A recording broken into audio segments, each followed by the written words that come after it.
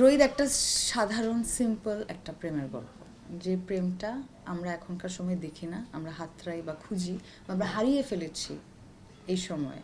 So এমন একটা সময় বা এমন একটা প্রেম যেটা আসলে আমরা সবাই চাই জীবনে। আর এটা একটা প্রাচীন প্রেমের গল্প, আদি বিশুদ্ধ প্রেমের গল্প। আমরা যেহেতু শুনেছি যে আদম হাওয়ার একটা মিশ্রণ এই গল্পে তোমরা আরে ঈদ লাগছে মনে খুশির জোয়ার সবখানে, আরে ঈদ লাগছে মনে বিকাশ পেমেন্ট সবখানে। দেখতে পাবো না, আদম হাওয়াই দেখতে পাবো কিনা জানি না, এটা হয়তো হলে গেলে আমরা জানতে পারবো যে আসলে আদম হাওয়া কিনা।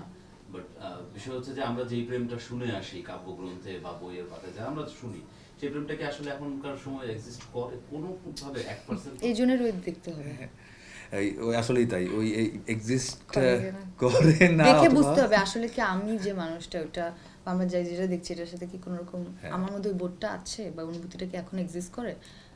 যদি এটা আর যার যারটা শেষেই আমার মনে হয় উত্তর পেয়ে আর যাবে। এই প্রেমটা শুধু ভালো ভালো প্রেম না, এখন তো খুব ভালো ভালো প্রেম হয় আর কি। হ্যাঁ, ভালো ভালো মাখো মাখো প্রেম। ভালো ভালো খালি ভালো হইলেই প্রেমটা হয় এরকম না আসলে। প্রেমের অনেক স্তর। অনেক অধ্যায়, অনেক স্তর পার হয়ে এই প্রেমটা আত্মায় গিয়ে পৌঁছায়। এটা ওই আত্মার প্রেমের গল্প আসলে। তো এই প্রেমটা এজন্যই সবচেয়ে আদি, সবচেয়ে প্রাচীন, সবচেয়ে বিশুদ্ধ প্রেমের গল্প হিসেবে আমরা বলছি।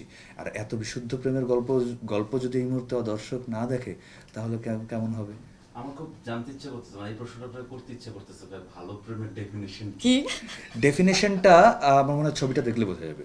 এই জন্য তো সিনেমাটা বানানো হয়েছে, ভালো প্রেমের হ্যাঁ, ডেফিনেশন, একদম পুরো ছবিটাতেই আমরা সম্পর্কের ডেফিনেশন, রিলেশনশিপ। জাস্ট